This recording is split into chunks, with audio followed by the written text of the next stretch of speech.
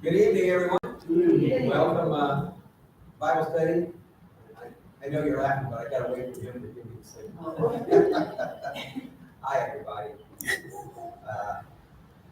We're in Revelation chapter 17, and I'm gonna let my wife come up here and explain it. Oh, you're not going to? Oh, shoot. I'm in trouble. No, I've been trying to figure out chapter 17 in Revelation now for about 3 or 4 weeks. I've gone to several different sources. I even, Dennis suggested Gary Hambrick, YouTube, who I really like, and really does think that the Bible study is a big job. In fact, that's basically all we do is Bible study. Yeah. Sure. So I listened to him on chapter 17, 18. He said a lot of things, but nothing that really helped me. It's like, Gary, are you not sure? Are you not sure what this is either? You know, we get into well, I mean, there were some things I thought was very good that he said that I'm going to bring up. But again, I've gone to several different commentaries, and I just haven't felt comfortable with anything that makes sense to me. So I'm to that point right now. I'm going to give you what the Lord has given me. I'm not 100% sure on any of it. I will give it, and if the Lord puts on your heart, say, well, wait a minute, I see something different. Please speak up. Because again, I've struggled with 17. 18 is not so bad. 17 is probably the most difficult chapter in Revelation. So we're going to go ahead and get started on it. I just pray to God that this will be the right words to speak. But I want to make sure I tell you the truth. So Revelation 17, starting in chapter 1 or verse 1, it says, "And there came one of the 7 angels which had the 7 vials, and talked with me, saying unto me, Come hither, I will show unto thee the judgment of the great whore that sitteth upon many waters." The one thing that I had a problem with when I first started this was, when did this really happen? Is this really happening right now? Because it didn't, for the longest time, it didn't make sense. It didn't fit into what. And several others, including Gary, said, well, he thinks this happened in the first 3 years of the tribulation.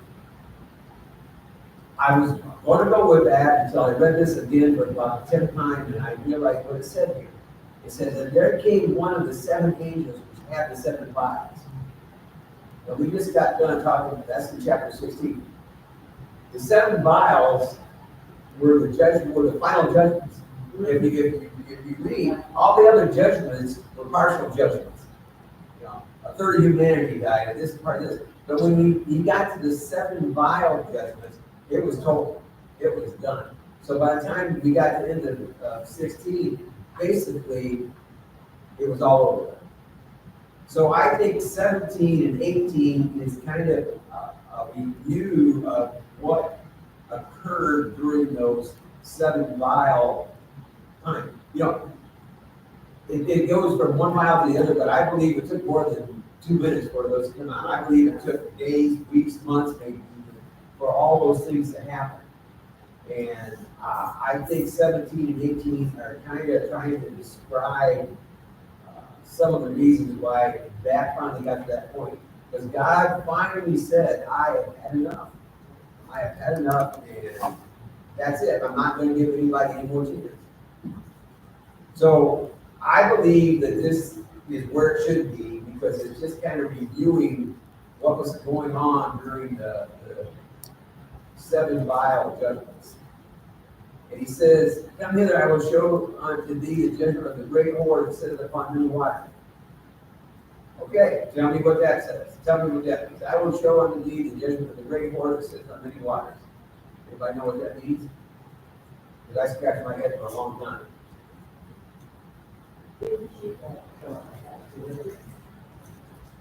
Actually, the answer is right here in these verses. It took me a long time to figure that part out, but I read some commentary that pointed it out. So, who is the great whore? Verse 18, at the very end of it, it tells you.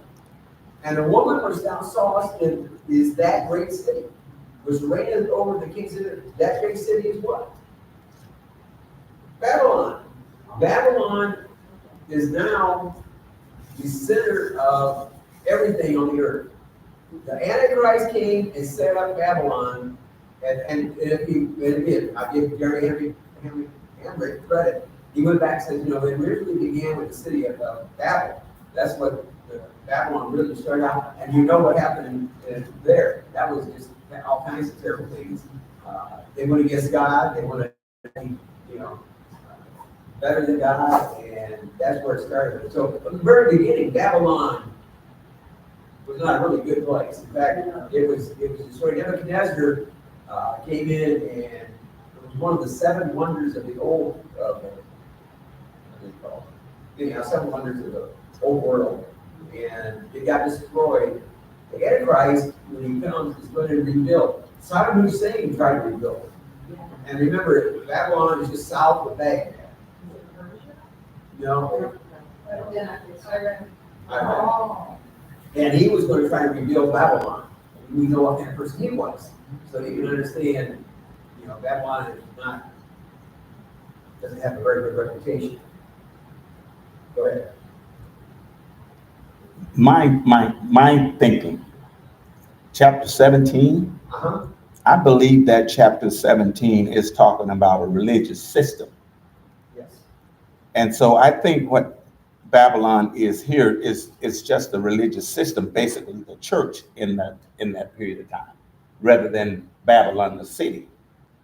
I think Babylon the city actually comes in chapter 18. Well, I think the way he was putting it was, it's supposed, he says, a bunch of people have, and again, I read it in different places. Is he talking about the spiritual or the physical? You know, the spiritual would be the religious system that was set up by the Antichrist. Because the Antichrist takes over and sets up a one world religion. Right. You know, think about that. Think about that.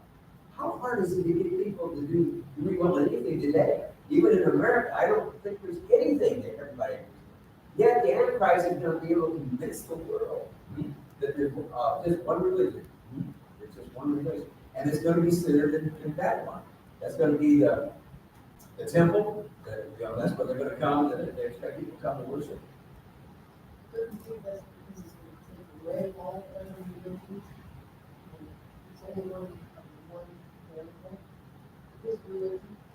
Again, I agree with what you're saying, but think about that. Can you imagine the Muslims agreeing to get rid of their religion? You know, you can't imagine it now. No, Not now. That's this particular time. You can see all the religions trying to meld into one now.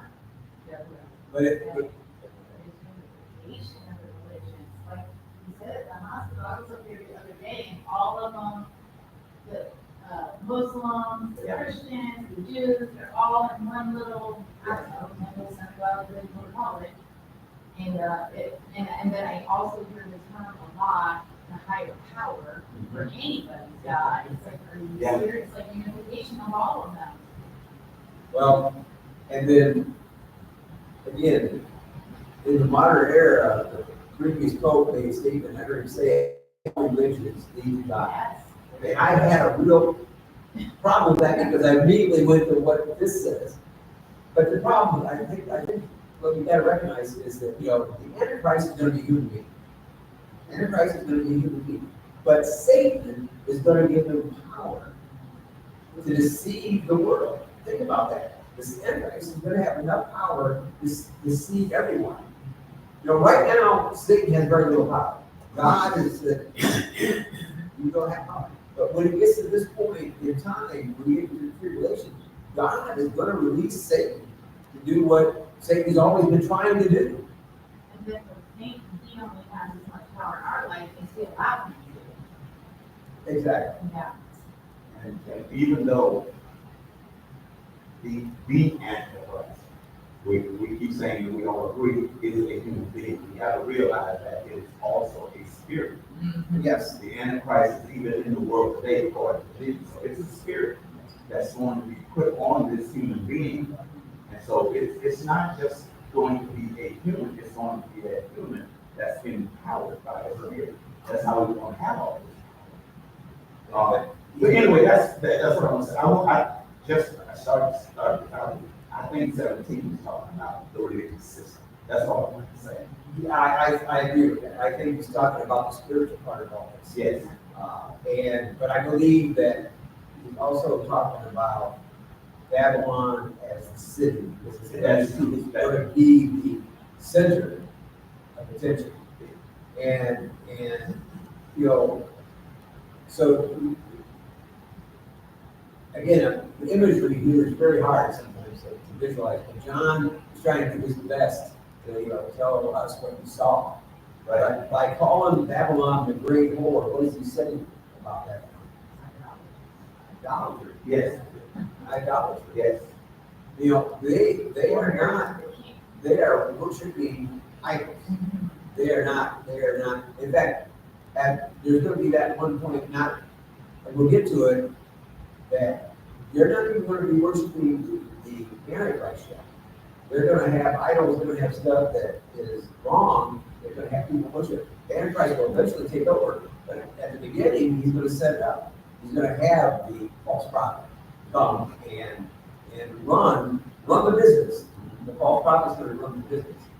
But it's, Babylon is going to be total evil. Babylon is going to be total evil. The world's going to think it's the greatest place there was, but it's going to be total evil. And that sitteth upon many waters. What does it mean, many waters? Again, the answer is in here. Go to verse 15. And he saith unto me, the waters which thou sawest, where the whore sitteth, are peoples and multitudes and nations and tongues.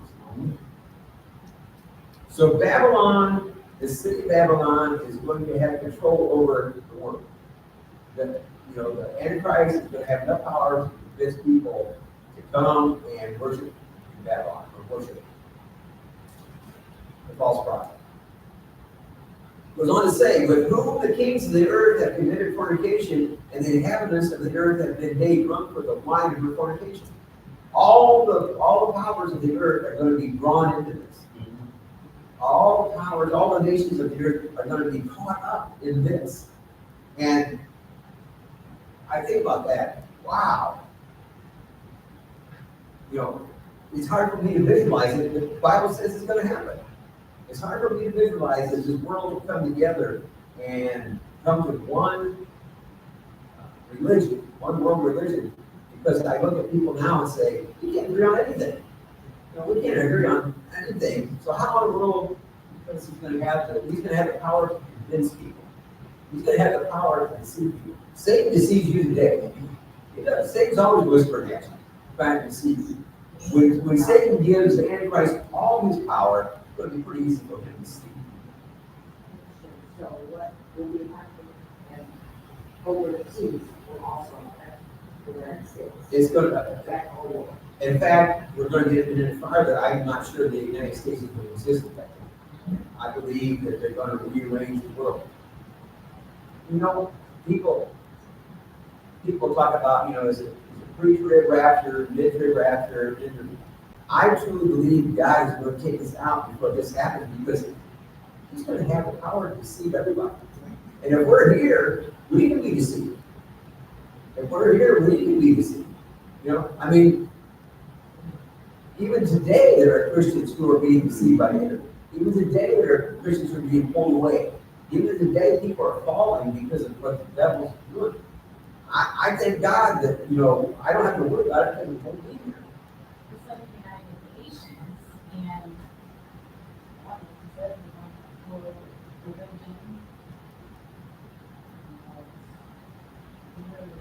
It's a false peace.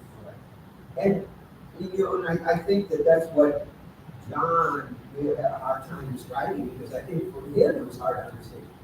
It was for him hard to understand that, all these different, you mean the Jewish people are going to, those who are deceived will be. There will be quote Christians left who didn't get raptured because they weren't saved. But they will too, you see, they will turn away from the church and follow this false religion. Even today, there are Christians saying there is no such thing as a rapture. Yeah. There are Christians saying today that there's no such thing as a great passing away. They're saying that we are going to go through this tribulation. And you know what? I'm not gonna argue with you. No, I don't. If they want to believe that, but I'm telling you, like what I read here, Yeah. I believe God is a loving God. He cares about us. He cares about those who are saved. Jesus cares about it, and I don't think He would allow us to have to go through this because it's gonna be more difficult than we can even imagine. I really, really know that question that people Jesus and He allowed Him to go through everything that He did. And I know that He loves us the same as He loves Jesus. So it's been a question in my mind too, like, are we going to go through this? And I don't really know. Well, why did God allow Jesus to go through what He went through? So that we would have the chance to accept Him. It's, Free will. He wouldn't do that because of us. Yeah. You know, it was for us. This is not for us. This is for us, the people left in the world. I really don't, I mean, again, I'm not gonna argue with anybody, but I believe that we will take those. I think this power is gonna be so great that if we were still here, I think a lot of us would be deceived. I really believe that, you know, if we were still here. And again, if I'm saved, and I know I am, it's not if, but I'm saved, I don't want to have that opportunity to be deceived into going and, you know, be convinced that, I don't want that. I mean, I would like to say I'm strong enough, I can overcome. But guess what? We are all human beings, we're all human. The fact of the matter is, according to what the word said, you don't have to. Right, Then, exactly, you know, the word already tells us that we don't have to go through that. exactly. We'll return, and take the church out. Once the church is out, then there's nothing to hold anything else back for the church. I mean, I just go by what the word says. Yeah, I agree, you know, once the church is gone, He turns the world over to Satan. I just go by what's written. You know, He turns the world Is back. that leech? Huh? Saying that comes from leech. Yeah, you know, he's not controlling Satan at all. He's not stopping Satan. Satan, if you get says that, the world is his kingdom anyhow. Yeah. You know, the trouble is he just doesn't have the power right now because God says, my people are there. So I'm not gonna allow you, even though they're living in your kingdom, they're my people. So, you know, I'm gonna watch over it. But when this comes and he said, okay, I've seen enough, I've had enough, I'm taking my church out, Satan, now you can take over. And that's what this is really talking about. That's what this is really talking about, the tribulation. And that's why, you know, we study it, you know, as true Christians, as saved people, we don't really worry about this. We don't really need to worry about it. But we need to know, because we need to be able to tell other people. We need to be able to tell those who are not saved that, you know, there will come a time that, you know, God's going to say, I've had enough, and it'll be too late. Verse 3, so He carried me away in the spirit into the wilderness. There's one that, you know, think about that. Why would He carry him away into the wilderness? In this vision, huh? What? He did that to Jesus. We did that when Jesus started His ministry, didn't we? Took Jesus out into the desert for 40 days to get Him away for a while. And I saw a woman set upon a scarlet-colored beast full of the names of blasphemy, having 7 heads and 10 horns. And I saw a woman, who is supposedly Babylon, set upon a scarlet-colored beast full of names of blasphemy, having 7 heads and 10 horns. Does that remind you of anything? Go back to verse 13. Yeah, basically, after I got into this, how this all ties together. Chapter 13, verse 1. And I stood upon the sand of the sea and saw a beast rise out of the sea, having 7 heads and 10 horns, and upon his 10 horns crowns, and upon his head the name of blasphemy. Right? I mean, right there it is. Yeah. And the woman was arrayed in purple and scarlet color, and decked with gold and precious stones, and pearls, having a golden cup in her hand, full of abominations and filthiness of her fornication. This is Babylon. Babylon is going to look good. Babylon is going to look good. People are going to be deceived by it. People are going to, he is turning those who are left over to the flesh. And guess what the flesh desires? What does the flesh desire? It desires all these things. It looks good, precious stones, pearls, gold cup, man. But guess what it's hiding? Guess what it's hiding? Evil, full of abomination and filthiness of earth. But people won't see that. See, that's a problem. People will not see that. That's how Satan deceives us. He makes sin look good. He makes sin look desirable. That's what he's doing today with us, is he not? I mean, come on, let's face it. Some of those things that we've gotten into in our life, that looks good. For a season, I'm going to tell you what, when I was drinking, I went out to get drunk. I wasn't a social drinker. I mean, line up the drinks. Because I thought it was so much fun being drunk. Till I woke up the next morning. Guess what though? A few nights later, I went right back to the same thing. Don't talk about it.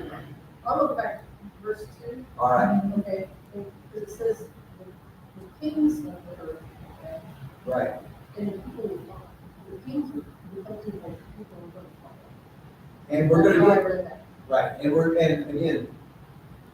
And again, this is really hard to put it all together, but I believe the kings of the earth he's talking about there is that really the governmental that is set up, that one world government.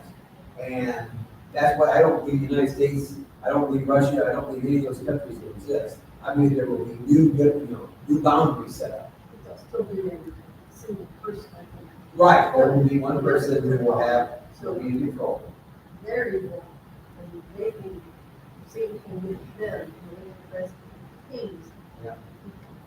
Well, I believe that the Antichrist will actually appoint these kings at one time. But again, the woman looked good. The Babylon looked good. The promise was there, man. It all looks good. Man, think about that. Think about the fact that, even today we are tempted by things that look good. The thing I think about most of all is the lottery. I love the fact that people, there used to be a time when it was $1 million, everybody went out and bought a lottery ticket. Now if it's $20 million, yeah, that's not enough. I want $100 million. And the other part about it is, do people understand where the money comes from? They don't. They don't. Guess what? Every time you lose, you're paying for that person that won it. And there's only a few who win. So she's arrayed in purple scarlet, which is royalty. Right, royalty. And Jesus, and she has a golden cup that she's offering. Yes. As an offering. Yes. Would you like to drink from Right. this? Yeah, sure. And that's how it works, and it's, it's not a whole lot different today, what he said works. What he said Christ is to fall. In this one, he says, that, talking about the cup, it was filled with the terrible dirty sins. Yeah. Because, Babylon looked good, but Babylon wasn't clean. What did Jesus say about whitewashed tombs? Look good on the outside. You guys look clean on the outside, but guess what? Inside you're corrupt. And that's what Babylon's going to be. Babylon's going to be whitewashed on the outside, totally corrupt on the inside. And upon her forehead was a name written, Mystery, Babylon the Great, the mother of harlots and abominations of the earth. And I'm thinking, if that's written on her forehead, do you think people might question, how great Babylon is? Yeah. This is the one verse, chapter 17, I have a real hard time, but because I really don't understand. First of all, mystery. Her name is Mystery. But I think what's evil will be good and what's good. Yeah. Oh, yeah. So, it's evil was good to them. Well, and we do that today. We're doing it more and more today. That which is good we call evil, and that which is evil we call good. Look around you today. I mean, what was wrong 20 years ago, today is just normal.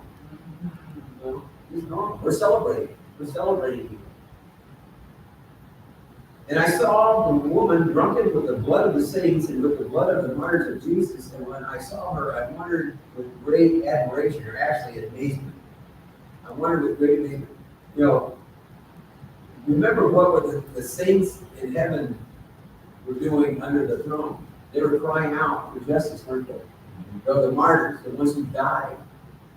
We want justice, and here this abomination is sitting there telling the world that, come to me. And the angel said unto me, wherefore dost thou marvel? I tell thee the mystery of the woman and of the beast of character, which hath the 7 heads and the 10 horns.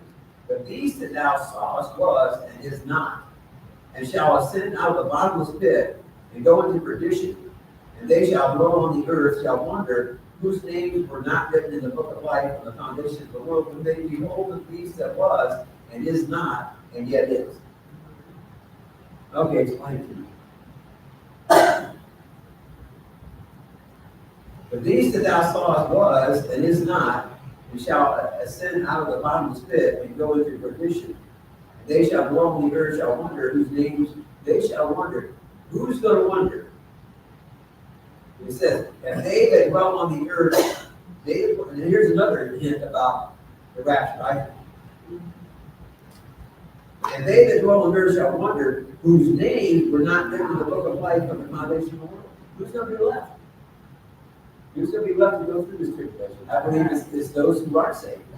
Yeah. I believe it's those who are. For me right there. Yeah, to me, that. But the beast is who?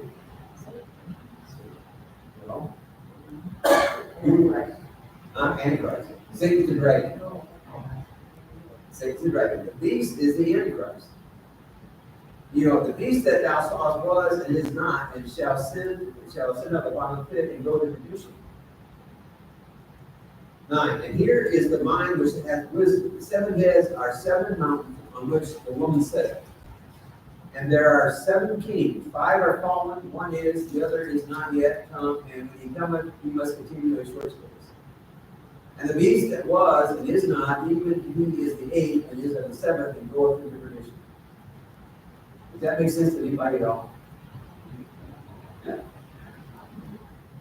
All right, I'm gonna give you a little bit of what Gary Hendrick talked about, a little bit about some other things that I talked about, a little bit about what I feel. The 7 kings. We talked about the beast.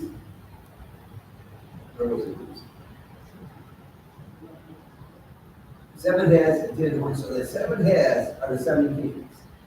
And the 5 are fallen. 5 are fallen. 1 is, and the other is not yet come. Gary, and I kind of have to agree with you. He's talking about the different nations, kingdoms. The kingdoms he's talking about. Because remember, this moment in time, John is where? Well, but where is he visiting? Well, not Rome, but Rome exists right then, right? He's not. So, according to Gary, and I have to agree with you, the 5 that are fallen are like the Greek Empire, the Persian Empire, the Babylonian Empire, and he named 5 of them, which makes sense. It happened up till that time. So I believe that. And the one that is Rome. Yeah, at that time, Rome was the one that is. And the other is not yet come. And when he cometh, he must continue his short space. Huh? No, the one who's going to come. We're talking about it. We're talking about Babylon, right? The kingdom that the Antichrist will set up on the earth. That will be that. And he says, it's not yet come, and when he cometh, he must continue his short space. So, again, Babylon's going to be there for how long? A little while, right? Not more than 7 years, we know that. You know, Antichrist is gonna come, he's gonna start setting it up, it'll take a little bit of time, so it's probably somewhere in the middle of the first 3.5 years. And then by the end of that, it's gonna be gone. So, you know, that's gonna be a very short time. And the beast that was and is not, even he is the eighth and is of the seventh, and goeth into perdition. That is a hard one.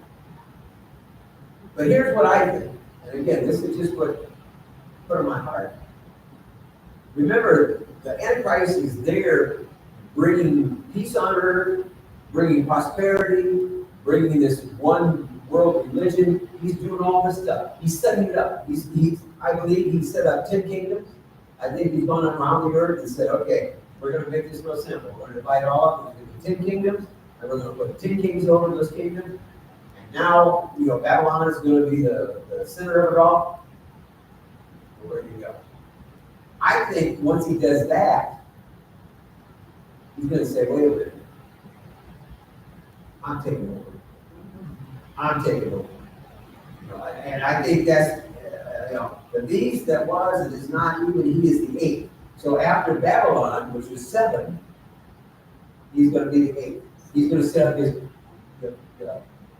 final kingdom here, and it's going to be his. And he is of the 7. When it says, and is of the 7, he's the one that set up Babylon, right? 7 is Babylon. I mean, try to keep this all in your head. He set up Babylon, which was the 7th one. I believe he's going to end up being the 8th one. I believe that once he gets it all set up, he's going to say, no, I'm now in charge. You know, you might notice it says, it says in that it is not, it says the Antichrist in place of all the kings. There's the 1 and 7. And in reality, part of the cosmic struggle between God and Satan. I believe that he is going to end up, the Antichrist is going to end up taking over all. The false prophet, he's not going to have the power, and that, you know, it's going to be about Antichrist. It goes on, he says, the 10 horns which thou sawest are 10 kings. And again, I believe he sets up, as he's setting up Babylon, he's setting up these 10 kingdoms on earth. That's why I think that there will be no United States, there will be no Russia, there will be no any of that. He will divide the earth up into 10 kingdoms and he'll set 10 kings over. But eventually he'll take over. And the 10 horns which thou sawest are 10 kings which have received no kingdom as yet, but receive power as kings 1 hour with the beast. See? He's going to set up his king, but they're not going to be there very long. You know, I mean, it's going to be, again, it's got to be less than 7 years. It's got to be less than 7 years, so it's not a long time that they have that power. And then, again, he's going to take it over all. These have one mind and shall give their power and strength to the beast. These kings are set up by him, so guess what? They're going to end up they think they're in control of these 10 kingdoms, right? But in the end, they're going to pass that on to the beast. They're going to pass that on to the Antichrist. These shall make war with the Lamb, and the Lamb shall overcome them, for he is Lord of lords and King of kings, and they that are with him are called and chosen and faithful. Okay? What is that? Huh? Sounds like a battle. Between who? Huh? Jesus and Satan. What is Armageddon? Final battle. The final battle. The final battle is going to be between these 10 kings and Jesus. That's what the final battle is. These kings and the people that are under them are going to fight Jesus and the host of heaven. That's where that battle is going to be.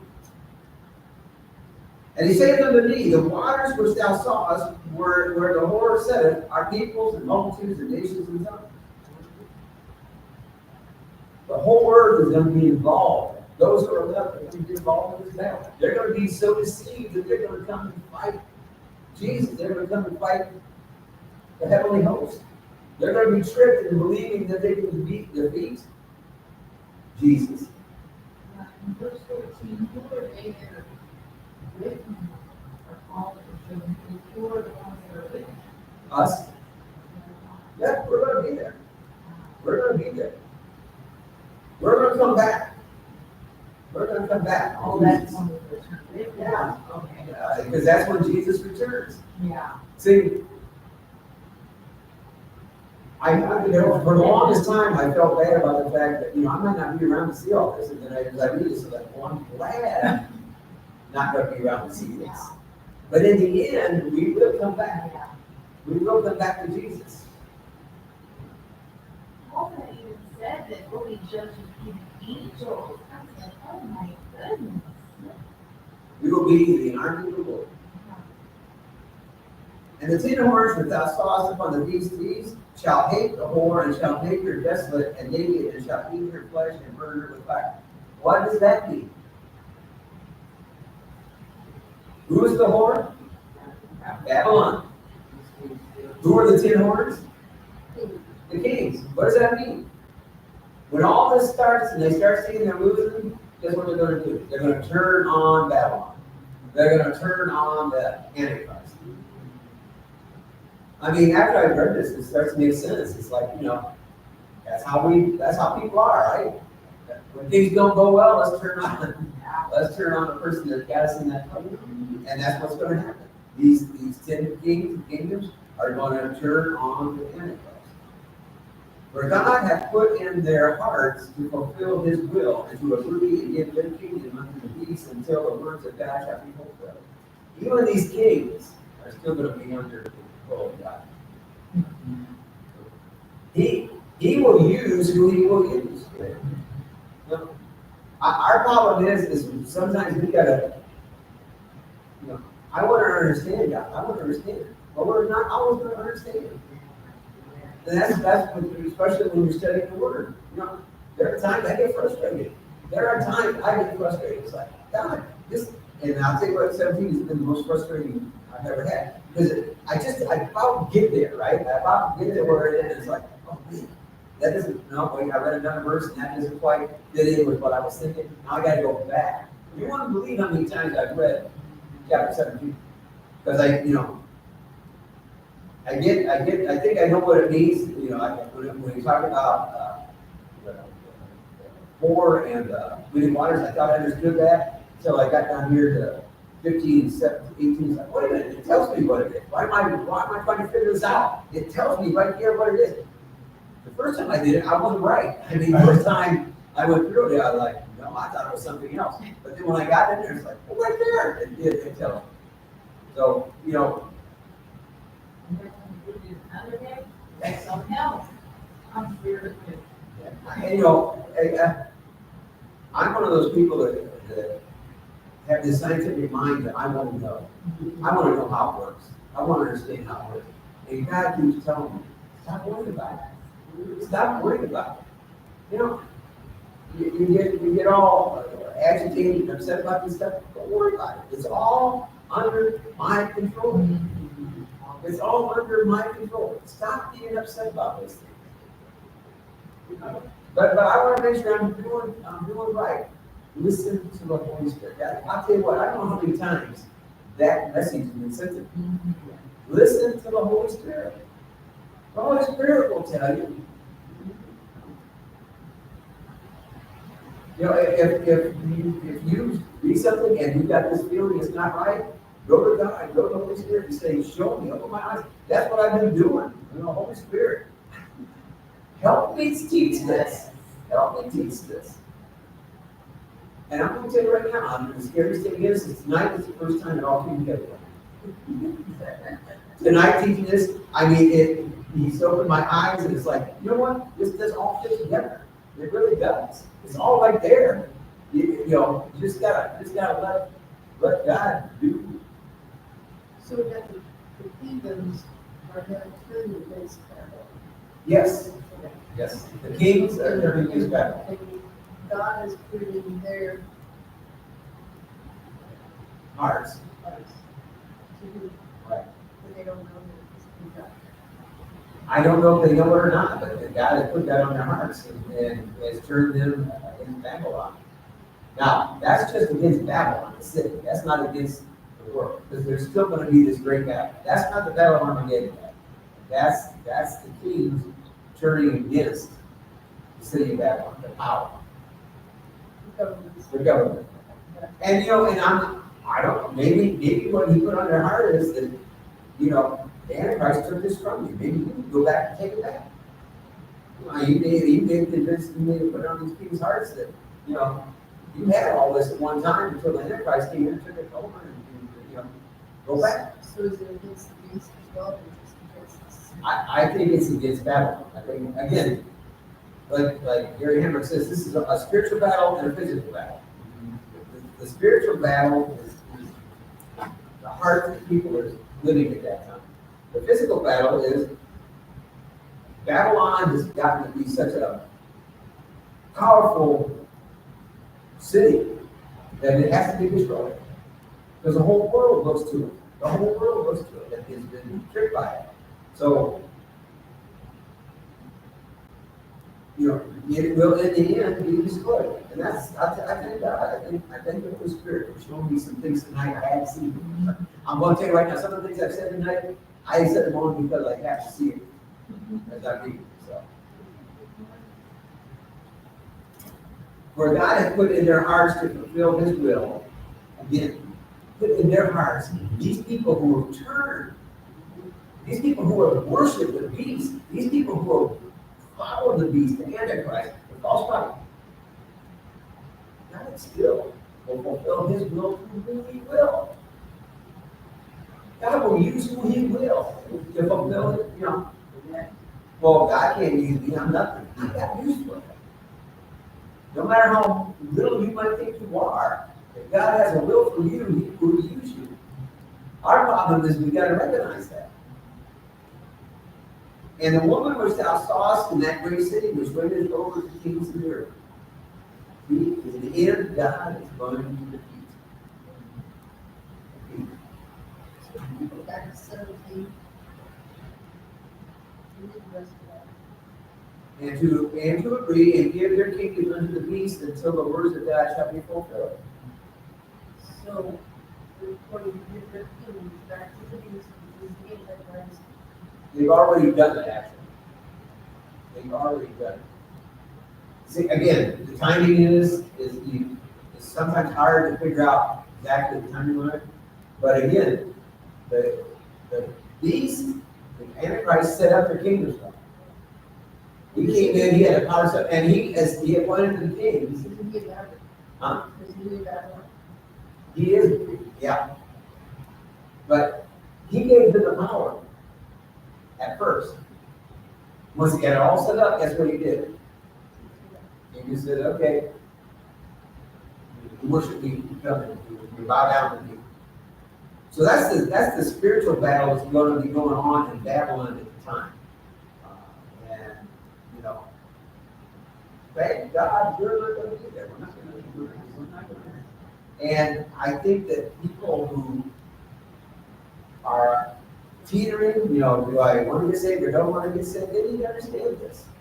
That, you know, this is going to be something so terrible that you really don't want to have to go through it.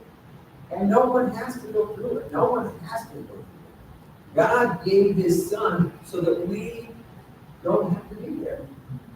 People accept salvation. They don't accept repentance. They don't want to change.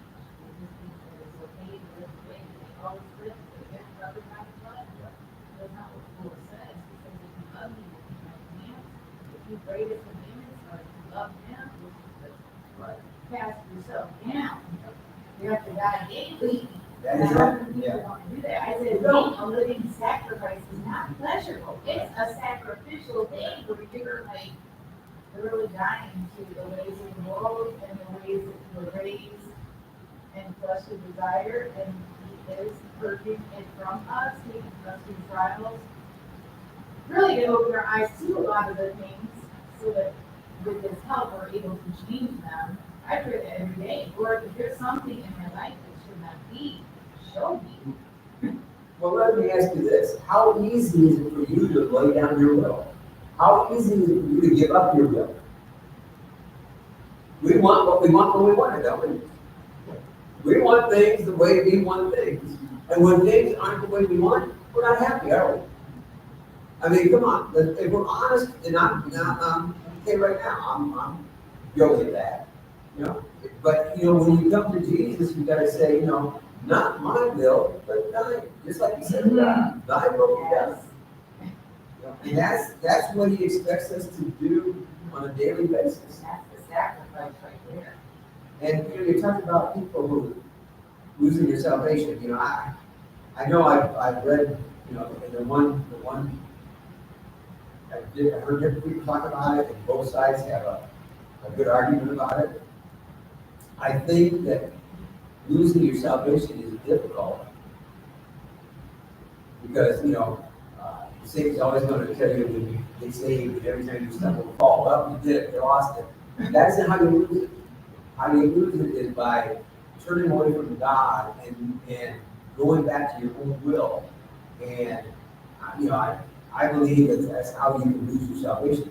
On a day-to-day basis, I mean, if you come to Jesus Christ and you've accepted him and you're following what he says, you're not going to lose it. Well, what if I sin? You're not going to lose it. What if I do something bad? You're not going to lose it. What if I turn away from God? That's where you lose it. I think that's my. I want to ask you, or you might really know, you know, the word tells us we were chosen before the foundation of the world, and that the true children of God will be revealed. God knows, I'm asking the question, who's going to the kingdom and who is not. Yes. And I don't, and this is a question too, like, is it really that they lose their salvation or they never had it in the first place? I think that's the biggest I part. think that's what it is. Yeah. They never Because they had it. never really Yeah, committed to, you know, being saved. that's what I thought, like they never ever had it in the first place, not that they actually lost it, they just never had it. And I think that's the case in some cases where, you know, again, when you come to Jesus Christ and find salvation, it says you're a new creation. Yes, not. It says you're a new creation. Yeah. You can't walk out being the same person. Right, Yeah, you didn't lose your salvation. You never got it. yeah. That's what it is. I like that point. I agree with that. You know, if you are not willing to change, Yeah. and then don't come and ask Yeah. because you're not going to receive it. Yeah, It's not that you're going to lose it. yeah. You're just not going to receive it. Yeah. You know, That made me sad when I studied and seen it all and read about it. It's just like, wow, Lord, that's so easy. I'll never forget the story I heard about a woman who was a caretaker for his building. He was old, he was in his 90s, he was dying, and she was a Christian woman, so she asked about his salvation. She asked him, "Who saved?" He said, "No." And, he said, "Well, let me use you." And we went through the prayers, the scriptures, everything, got all done, and she looked at me and says, "You can believe me that this is." So, you know, we gotta, you know, it's more than just the words you speak. It's more than somebody leading you in that's how they do it. It's gotta be started in you. Start with you. Otherwise, I think, I like your point there. I think it's not that so many people lose it, they never got it in the first place. I think you're right. I think people have. And then that scripture just came in my mind, you can do that, but you can't do it. No, That's the thing. exactly. You know, if you think that God doesn't know what's in your heart, you're wrong. You're wrong. You know, I can hide it from everybody in this room. Man, I can be the most perfect person you ever want to see. But God knows what's in my heart. What my is my desire to please Him, or is it my desire to please myself? Yes. No, He knows that. I don't care how well you think you can hide it. You can't. You can't. God knows every thought. And you know, and that's kind of scary because when I think some of the things I thought, it's like, oh Lord, I wish you. And even before we thought it. Right, yeah. You know, and that's what I love about the promise of salvation. Those things are washed away. They're taken away. They're not part of you. Not part of the record anymore. You got a clean slate. You know, when you come to salvation, all those things that you did in the past are gone. Even though Satan will bring them to your mind all the time, Satan will whisper and say, how can you call yourself worthy to be a Christian? How can you call yourself worthy to be saved? And look at all the things you used to do. And, you know, and I'll tell you what your response used to. Yeah. Yeah, you're right. You're right. I used to do those things, and I'm not going to deny it. God already knows I did. But, you know, I've been washed in the blood. I've been washed in the blood. So, I think that's why Paul said that we have to take every thought captive and put it in obedience to God's word. Because Satan knows our past history, Oh, yeah. the weaknesses that we had, how we used to live. I remind him who I am, and that I know the power I have in Jesus. yeah, You yeah. don't, I know, Every day is a battle for your soul. yes. Every day is a battle for your soul. If you're fighting. You got Satan over here trying to get you, God over here trying to get. And, you know, the thing we got to understand, the choice is ours. Yes. I can't emphasize that enough for people. It's your choice. You have to choose. I wish I could choose for my family. I wish I could choose for my friends. I wish I could choose for the world. But I have no other choice but me. I can only choose for myself. You know? And that's, sometimes that makes me sad, you know, but that's the way it is. That's the way God set it up. And, you know, am I going to argue with God about how He's done this stuff? You know, I'm trusting in Him that, you know, I'm going to be praying for my family until my last breath. I'm praying for all of you until my last breath. And then God sees. And again, sometimes it's taking years. I've been praying some prayers for 50 years. 50 years I've been praying for people. You know, and some things I've seen change, some things haven't. And that's different in God's time. 1,000 years is one day, for us, 50 years is not even a second. Exactly. Yeah. I like it to Joseph, but easy says, well, soon is easy. You know, what is soon? God's eye soon could be, oh yeah, I'm gonna stop there. I'm tired. We'll go into 18 next week. Thank you for being here for 17. I'll tell you what, I feel so much better. I feel so much better now because God really put all this stuff in my mind in order. Up until 6:30, it still wasn't in order. I mean, I still had all the stuff that was confused, but after going through this with all of you, it makes so much more sense for me right now. It's not totally clear, and there's still things that I probably don't understand rightfully, but you know what, I trust God. But in the end, I want His will. I want it to work out the way He says. And I thank you for studying Revelation with me. You know, there was a time many years ago, Revelation was a scary book. It was. Revelation was a book that it's talking about stuff that I couldn't begin to understand. It doesn't make any sense to, you know, as I study the Bible and learn more about God, Revelation turns out to be one of the best books in the Bible. It really is. It's got the greatest promise. It's got the greatest promise that we can get. And that's the promise of our salvation. So, thank you for coming out tonight. 18 is a little easier and makes more sense to me. So we'll do 18 next week without much trouble. We stay home. So thank you. Thank you for being with me. I pray that God blesses each and every one of you, that He takes you home safely. And I just pray that God gives you joy. I want people to have joy. I want people to be excited. I want people to, you know, in spite of what we see going on in the world, you know, don't let the world bring you down. Don't let it bring you down, because it will. I mean, if you look at what's going on in the world, it's terrible. It's terrible. But I got a promise. I got a promise of a new heaven and a new earth, that none of this stuff's going to be happening. None of this. You know, and I'm excited for that. I'm excited that someday I'll be there. You know, as I grow older and I see the world going the way it is, that doesn't seem to be so scary.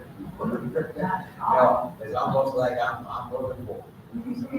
My wife doesn't like me to say that. I trust God. You didn't pass, you want to close this out?